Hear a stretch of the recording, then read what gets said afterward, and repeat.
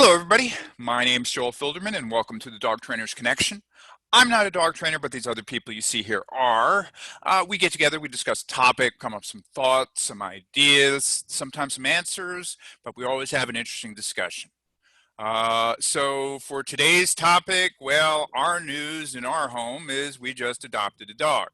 And Joyce didn't know that. So And David didn't and either. David didn't either. No.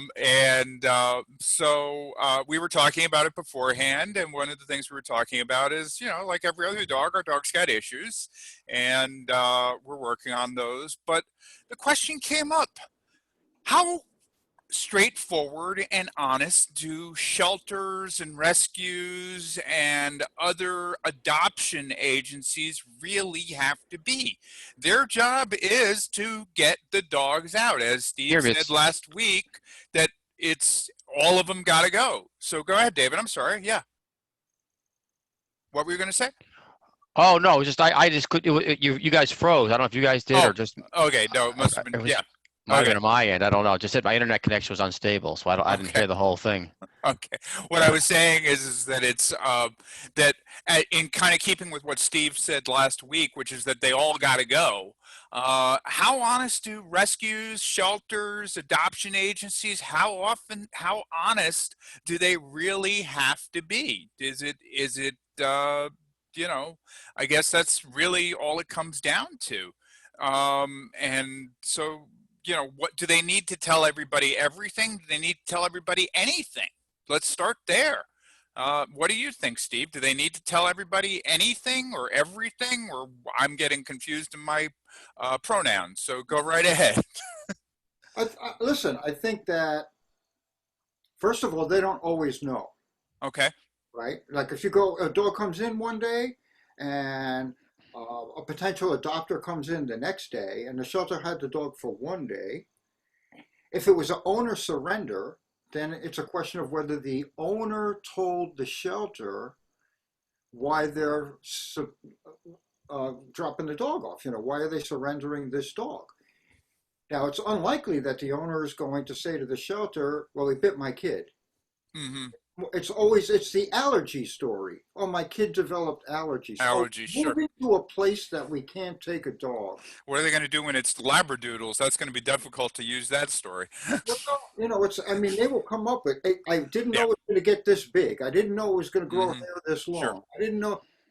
So, whatever the surrender story is, the shelter can always pass that along, but we can start with maybe that story wasn't that upfront in the first place. Mm-hmm.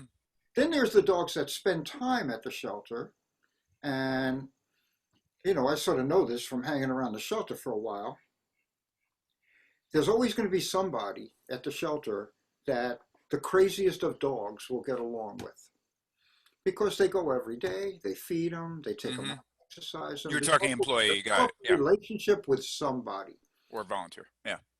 Mm-hmm. But that doesn't mean it's going to behave the same way with everybody, or how it's going to behave when it leaves the shelter environment, because the shelter's a pretty sort of artificial environment, really. It's not really real, right? Dog goes into a home. And we could talk about the honeymoon period where there's a couple of weeks of things are good, and then all of a sudden, the dog comes on to his own. It's like, oh, let me show you who I am. Now I feel good now. So let me show you who I really am. There's that. And then, even from the breeders, they got a litter of puppies. They all have to go. Yeah. So I remember when I imported dogs from Europe, I might have shared this, but I used to have to tell them on the phone, if you send me a dog, a puppy, and it's like nailed to the back of the crate, when the flight arrives, I'm sending it back. Yeah, I remember you saying that. Yeah. Don't tell me it's going to take a few days to adjust. I've imported enough puppies. The stable ones come out like, hey, what's going on? Not all freaked out. So if you're nervous, you're nervous. That doesn't make you necessarily a bad egg, but don't try to unload it on me, because I'm not keeping it for myself. I'm doing this for a client. I need to give my client a well-balanced puppy. You send me a freak because you needed to get it out of your country and send it to me thinking it's too far to send back. It's not too far. I'll put a couple of stamps on it and it's going home. I'm not going to take it. And what about even if you have them in your home? You go to visit some breeder and there's a bunch of puppies. If you say to the breeder, well, what are their personalities like? And the breeder says, I don't know. They're all the same. Yeah, sure. That's not honest. Because Right. when you have puppies, you got a whole box of puppies in your house. You know who's who. You're hanging with them. You know who's outgoing. You know who's a little bully. You know who's independent. You can see these things. Now, if you're really good at this because you care about where they're going, Mm-hmm. then you need to be 100% upfront so they don't come back and get moved from house to house to house. The worst possible thing you can do to a dog is move it and move it and move it. But it's going to get moved if you don't tell the truth. Sure. If you tell them this is a stable, social, friendly dog, and within a couple of weeks this dog's trying to whack your neighbors or your family, Yep. I mean, if you can't manage that, it's going back, right? Yeah. And what are they going to say to the next people? Are they going to Okay. say, well, it came back because it tried to bite? Or are they going to say, it didn't work out in that family, but we just got to get it into a stable environment? They got to get them out. If you don't get them in the right place, then they're going to come back. Mm-hmm. And so we can all say there's probably a home for every single dog, but the dogs that have big issues, aggression, overwhelming fear, Yeah. they need special owners. You can't give them to the clueless owner who's going to they don't know how to deal.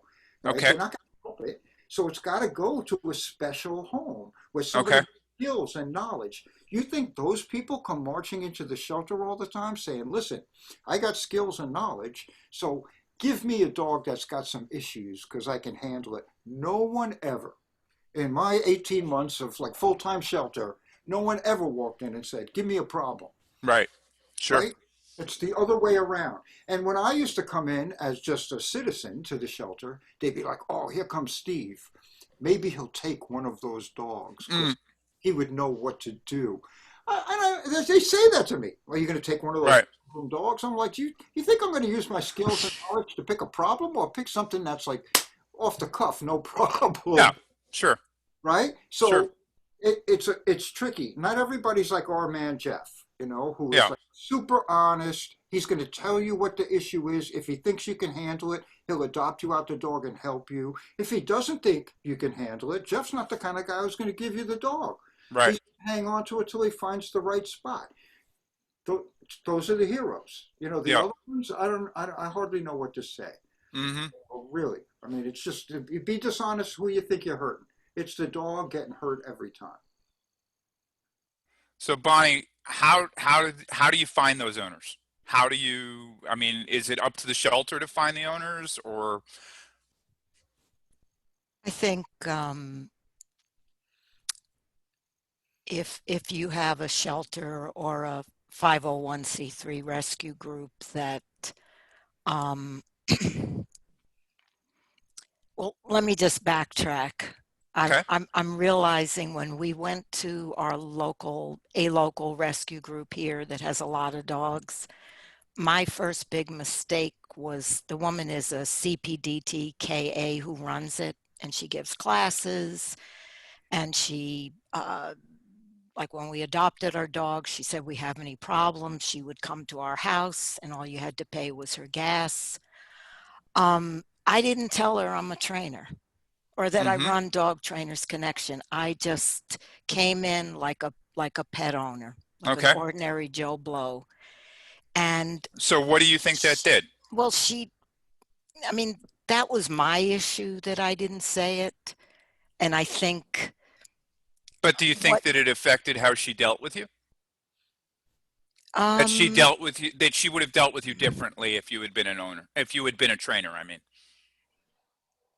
I thought she might have been defensive Mm-hmm. if I kept questioning her and asking a million things. And just seeing this dog, Joel and I in our gut said, this is a special dog. Mm-hmm. Lot of potential. Yeah. Sweet with people so far, with us, with the people there, totally bonded, Right. cuddly, came to us when we called. So she was there for 2 weeks. Not a very pleasant place in terms of what it looked like and the barking and the, you couldn't, she was in a crate, not a run, as far as I know. The thing that makes me regret that I didn't tell her, so that I say, hey, wait a minute, That's kind of what I was was that asking. this dog will not go in a crate, period. So I'm thinking, how the hell did they get her in a crate, walk her, get her out? She came with a incredibly bad urinary tract infection, which Mm-hmm. I could tell immediately from the smell. And they're like, oh, well, I don't think she has separation anxiety. We did see some pee in her crate, but she doesn't chew things up. 2 weeks. And didn't put her out there right away to the Norwegian Elk Hound group. And finally, after 2 weeks, then we got different stories. The owners, they did say in the original pet finder that not good with children. She chased some toddlers and nipped. So I knew that up front. I said, okay, we don't have any toddlers. I'm going to manage her like hell so that never happens. And she's a Norwegian Elk Hound. I knew she had high prey drive, but I knew that she was very, very sweet, and she had a lot going for her, and she responded to us. We could call her off. She's biddable, salutes. That's nice. And elk hounds, and we know the breed. They Right.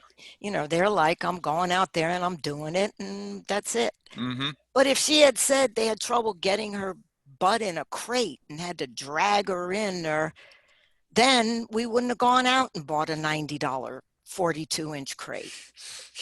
And she slept fine on the floor by herself with us upstairs. Not a peep out of her all night. So, and then when she was never walked on a leash. I know that. I can tell that as a trainer. When I said to her as we're picking her up, because she's going like this, stopping, and she had a martingale on, she goes, oh, she never did that with us.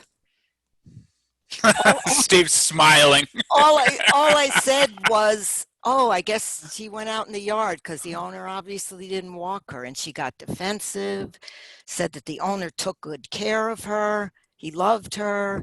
Um, it was an owner surrender. He called them a week before he brought her in. That's the story. Whether any of it's true, I don't know. She did know nip toddlers, not good with a home with toddlers. Some dogs she liked, and that she barks, and that she was honest that the bark in the crate drove her crazy. Well, if I had a UTI as severe as she did, and probably didn't get out much because she couldn't get back in the crate, I'd be barking too. Mm. She barks here when we say quiet, and she gets quiet. Yeah. But I think that if you tell people the truth that and let them know, you may need some help. She's really bad on the leash. She doesn't go in a crate. Don't get a crate. Just get her a bed. Mm-hmm. Get help. I'll come. I'll help you. Or here's a trainer. You're going to need help with the pulling, with the. Okay. That helps people to know that. You should really tell them everything. They had her for 2 or 3 weeks there. Mm-hmm. So, I think that shelters should do that. I think they should be open and honest. I will give this place credit that they do training. They offer it cheaply, and she will go to somebody's house. Probably because she knows that after 2 days, that person's going, help, take this dog back. So at least they offer that. And a local trainer told me that she had worked with dogs that came from that 501c3, and that she doesn't remember there being any severe problems. Yeah. So that was a plus for them. Right.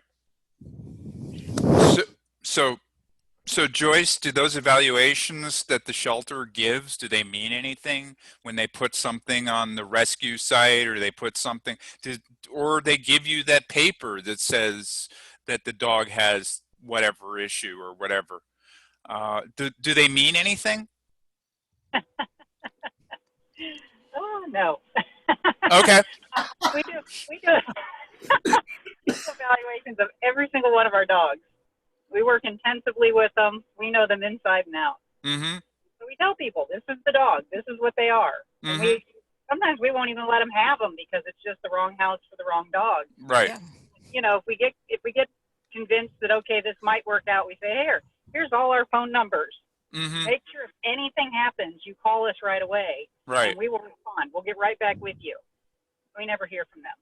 Mm-hmm. You know, people think they don't hear you when you say this dog has this problem, that problem, whatever problem. They don't listen. Bonnie, you guys are a totally different breed of adopters because of the experience you have. But Right. the normal person out there doesn't understand the problem because they've not lived it. Mm. And so we can tell people this dog is, we don't know if this dog has been house trained because they've been living in my pet hotel for the last month. Right. They don't mess their pen. We get them out on a regular basis so they don't Sure. get an opportunity to mess them. Mm-hmm. So we tell them that. Make sure you get them out, you know, like every half hour in the beginning, and then gradually move to every hour, and then every 2 hours. You know, just make sure they get out plenty and reward them for going potty outside. They might or might not hear that. Mm-hmm. You know, we've been working with them on leash. Make sure you carry your treats with them because we are positive reinforcement trainers, so we do carry treats with us. We believe the dog should always, you know, have treats and training. Right. And even throughout life, you know, we give them the whole spiel. And this is the equipment we walk them on. We don't approve of prong collars, choke collars, shock collars, all that stuff. So please Right. don't use that equipment. Oh my goodness! I mean, it's like they heard nothing, absolutely nothing. And you know, I work with several rescue organizations, and they'll get a problem, call back, and they'll say, "Here's Joyce's number. Call her." Mm-hmm. The rescue calls me and says, "Did you hear from so and so?" No, I've not heard a thing. You know, so people, they want the dogs to be what they want them to be when they go to adopt them. Whatever they see in that dog, and mostly this is true over and over again. And Steve, I know you've seen this. If it is cute and fuzzy, it could be Godzilla in an alligator costume with fire breathing, you know, coming out of its toenails, and somebody would love it and keep it forever. Mm-hmm. But if you have a pit bull that sneezes on you, they get returned. All of a sudden they're aggressive. And, oh my God, it's so scary. You know, they cannot have one problem with their behavior, yet something cute and fuzzy could be a demon. And they'll overlook it and they'll keep it and they'll be like, oh, no, it's not a problem. He's only bitten 2 of my kids. Right. And He so, ate the third, but that's okay. yeah, it's absurd to me that people just worry about the looks of the dog. And when I say I have got this amazing 6 or 7-year-old pit bull, she is calm, she's well behaved, she's house trained, she walks nicely on a leash. It will take us a year to find that dog a home, and even then they'll nitpick at every little thing about her. It drives me nuts. So the original question was, should shelters be honest? Yeah. Yes, I think absolutely be honest about everything you know about this dog, but I can guarantee you it's going to go over the heads of about 80 to 90% of the people who adopt those dogs. They're either not listening or they don't care. So it's a tough one. It really is. As far as the responsibility of shelters and adoption agencies, I am of the belief that we have got to stop adopting dogs out that we know are biters. Right. When they have a bite history, dogs make choices, and I know we humans set them up to do some really stupid things. I mean, we do some dumb things with dogs. So we set them up to bite.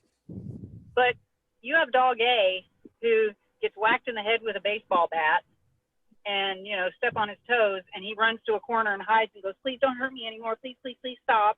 And then you have dog B who you whack in the head with a baseball bat and you step on his toes and he tries to kill you. Why are we trying to adopt out the dog that tried to kill somebody when they got hurt? When, you know, we have many, many other dogs that you could do a lot of really bad things to, and they wouldn't try to hurt a human being. Yeah.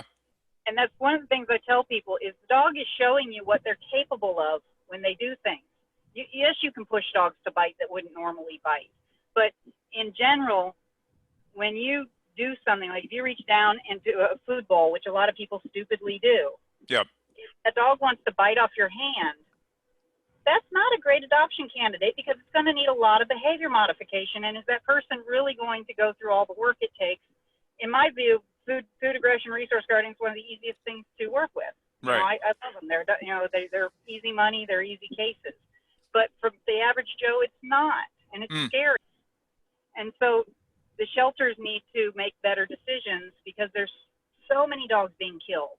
I mean, so many dogs get euthanized. We should be picking the best of the best and stop trying to fix every dog out there that has a behavior problem. And I get feedback, nasty, nasty feedback on that. Oh, you're a horrible person, Joyce. You're just out for killing dogs. No, I'm for saving dogs. Because if we don't put the best of the best out there, we're going to continue to have this problem with breed types, you know, such as pit bulls. Right. You know, with different behavior problems, making them worse than, you know, making them appear worse than they actually are. Yeah. You know, it's an epidemic of let's adopt them out at any cost, and I don't agree with that. I just think we put the human population in danger when what we should be doing is culling out those dogs that choose to use biting as part of their communication, and really focusing our efforts on those dogs that's not in them. It's just not in their DNA. It's not in their Right. And it's a sad reality. I hate it, but if we don't start making those better choices, it's a sad future for our dogs. It really is a tough future for our dogs. And down here in the South, at least for where we are, I mean, it's an epidemic of bad dog behavior. Sure. People choosing the wrong dogs because the shelters are overflowing. So people, you know, there's pushing dogs in a lot of cases. And, you know, people get the wrong dogs and they get bitten. And then, you know, they'll bring them to me and say, hey, you know, we want to do behavior modification. I say, okay, well, that's going to be, you know, $2,000. And they go, I can't afford that. Like, so I'm supposed to work for free? You want me, because I know how to help this dog, to work for free because you chose a problematic dog that the shelter didn't tell you was a fight candidate. Right. You know, it all comes down to that. And I've really gotten to the point where I just look at it as we need to make better choices as the organization that is responsible for the dogs in the first place. Right.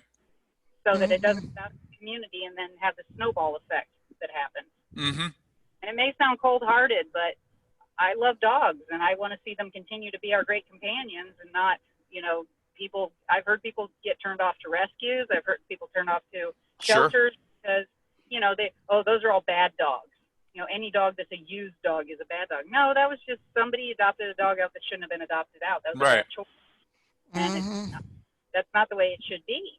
And then as you were saying, there's also the breed discrimination as well with a lot of the rescues and the shelters in particular. You know, it's like you go through the pages on a shelter for the dogs and it's pit bull, pit bull, pit bull, pit bull, pit bull. But, you know, and that's not saying that all of them are bad or all of them are good or not, or most of them aren't good dogs. But there is that breed discrimination, which we've talked about before.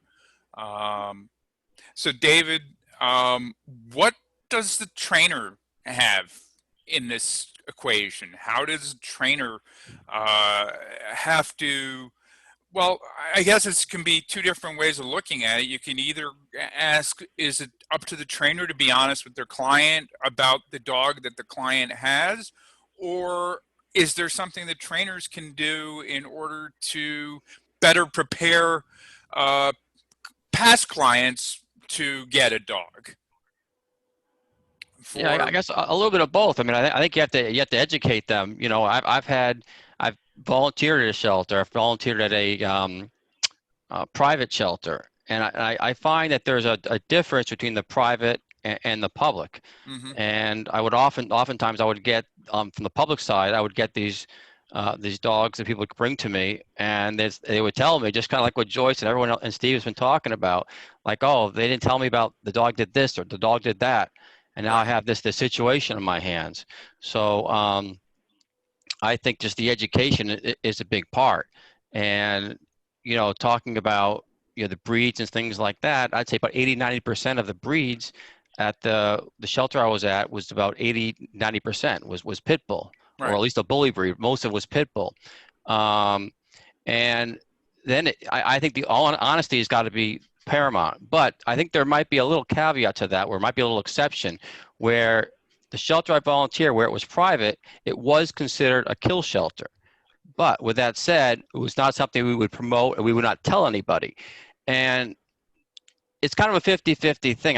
In a way, I would lean towards saying that I would agree with that, even though you're lying if you want to say that. If you want Because to say that you're because not, if you're saying you're a kill shelter and you're okay, really trying to do the right thing by the dogs, right.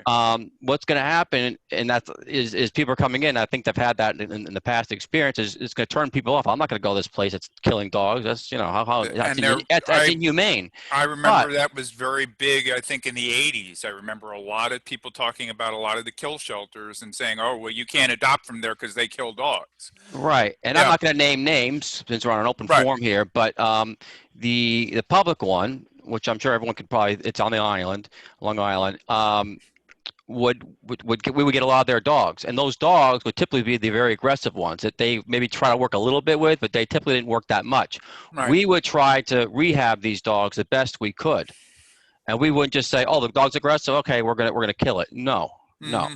We would do the best we can to, we had positive reinforcement trainers, which a lot of them were the traditional trainers over the public shelter. We would do what we could to rehab that dog, and if we felt that it was not adoptable at all, then obviously we would have to make that hard decision. Not Mm-hmm. me, but the director of the shelter.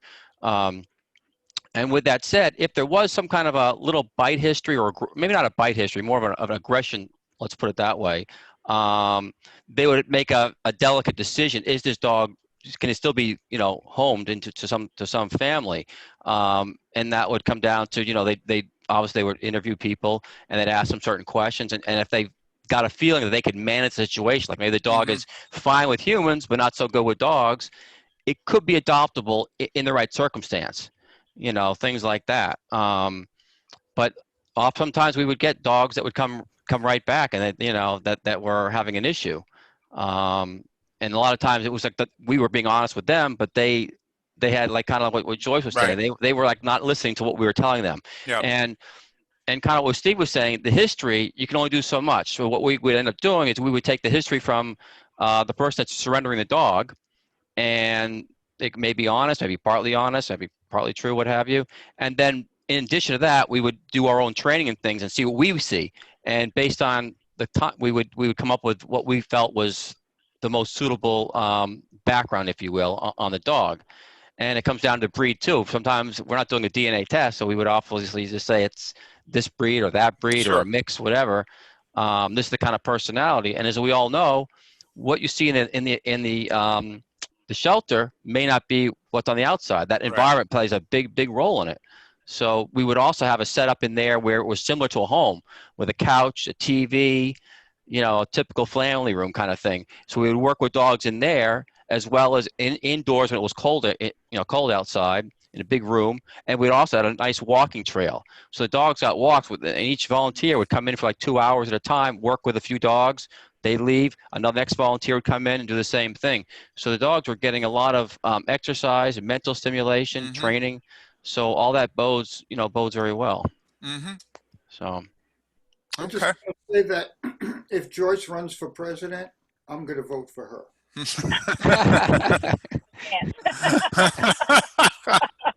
Because, you know what? Because she has the courage to say, what needs to be said. I mean, the place I worked was a no-kill shelter. I think there's a definition for no-kill, and that means you don't kill adoptable dogs. You don't kill any dogs. There's no such thing as you don't kill any dogs. It just doesn't exist. You shouldn't lie about it. The reason they don't tell the truth is not because people won't come, because what happens now is we're adopting dogs up here in the north from high kill shelters in the south. That's the story. Yep. Why are we taking them? Because they're high kill. We're not taking them because they kill. We're taking them because they say they'll kill them. Yeah, so sure. Our pitch was, we won't talk much about killing because we won't get donations to keep our shelter running. That's a good point too. That's a good point. Right? So, that was the thing. It's like, we're not going to take, as long as the dogs are non-aggressive and, that kind of thing, that's it. But if they can't be homed, they will get euthanized, because it's not fair to keep them locked up their whole life. That's not humane. Right. And so there's a lot of factors here, of course, but biting is that there's too many dogs that won't bite, that need homes. and we're going to be like holding on to all the dogs that we're going to keep taking them because, well, I tried. Well, I mean, not every veterinarian will put down a dog if the owner goes there and says the dog bites. If I've heard veterinarians ask if the dog is it sick. Well, what do you mean? What does that mean? Let's define sick, doc. Is a dog got some kind of problem? Does it have cancer or heart disease or some horrible orthopedic problems? No. Well, I'm not going to put him to sleep if he's a healthy dog, right? We're running into that. He's not healthy, doc. He's not healthy. Well, you just said he's not sick. Well, he's not sick that you're going to find with a stethoscope or an x-ray, doc. Put your hand in there and see how it goes. Try to examine the dog, doc. Then you'll find out what kind of sick he is. You know what I mean? This kind of stuff. But I mean, we're getting to a place like that where veterinarians are throwing their hands up like this. I'm not going to euthanize the dog. He's not sick. Yeah. We're going to put him down. So where are you going to go? Then you go to the shelter. Why are you surrendering the dog? Oh, we have allergies. Here we go again, right? Because you're back to the allergies. Got it. Yeah, you're not going to go to you just got denied euthanizing the dog. I have a good friend who's a dog trainer who went to somebody's house and there was a chow mix there, and the guy's like, oh, da da da da da, and the dog was on the couch. And he wanted to move the dog. So we went to grab the collar, and Chang said, no, don't do that. Don't, because right away Chang sees this dog's face, right? And, no. Well, what happened was the guy ended up like getting pinned by the dog. He had to get a chair to get the dog off him, right? He brings the dog in to be euthanized, which was the recommendation, and the veterinarian said no. So he took the dog home, and the dog bit his 9-year-old daughter in the abdomen within a week of bringing it back home. So he brought his daughter and the dog into the animal hospital, up the kid's shirt and said, this is what he did. I brought him here last week and asked you to euthanize him because he's dangerous, and you denied me, and this is what he did to my daughter. Yep. So now what? Right? Because the guy's like, honestly, I'm feeling like I could call my lawyer now because this could have been if you would have just done what I asked you to do. And they took the dog right in, like real quick. Yeah. Real quick. So, it's complicated, but it's not complicated. And what about this? What if you're a shelter and you took in a dog with a bite history and you seem to think you're going to work this out and you do what you do and then you adopt the dog out and the dog bites. Yeah. And they sue you. And you turn around and you say to the shelter, you gave me this dog that, this aggressive dog, I'm being sued. And what if the client turns around and sues the shelter or the rescue? I've been to court a lot of times. The people on behalf of the dog lose every time. The victims always win. And what if you're like a rescue and you lose your insurance? Because they won't insure you now because they're being sued. And they may have to pay off who knows how much money they have to pay out. And now they're going to drop you as a client. Now how do you continue to help animals without insurance? You can't do it. I mean, if you just follow the whole thing, why would you try and do that and potentially lose the opportunity to honestly help lots of animals? You're going to stand up and go for the dog. And like Joyce said, there are dogs, I would take into the shelter dogs skinny like this, ribs sticking out. The dog hasn't eaten well in who knows how long. And I'm telling you the truth. While they're eating, you can bend down and take the dish away. And they're so hungry. In the meantime, we get those fat beagle mixes that come in. You give them something to eat and you try to bend down, they'll kill you. Dog never missed a meal in its life. Right? Including your hand. It's the excuse. Oh, he was on the street. I'm like, that fat. You want to say hello? I want to, here's Akira, who does not chew your hand off when you put your hand in her food bowl, and she's gentle. And Akira, can you say hello? Where are you? There she is.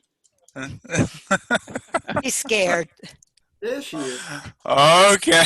There she is. All right. Hey, Joyce, look. She's too big to come in my lap.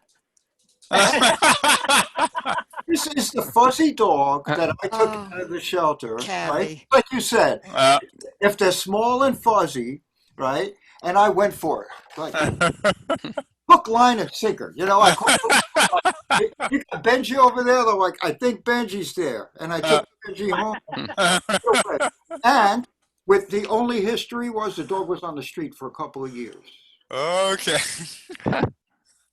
I've lost control of this one. And she was a great dog too. And she was a great dog. Yeah. Right, so there you go. All right, folks. I walk out of the shelter and a chihuahua will attach itself to my arm, and I go, I'll take it. I can work. I can get this adopted.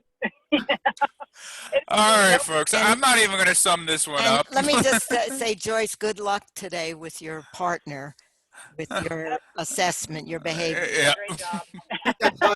She's laying down in the back now. She's heard enough.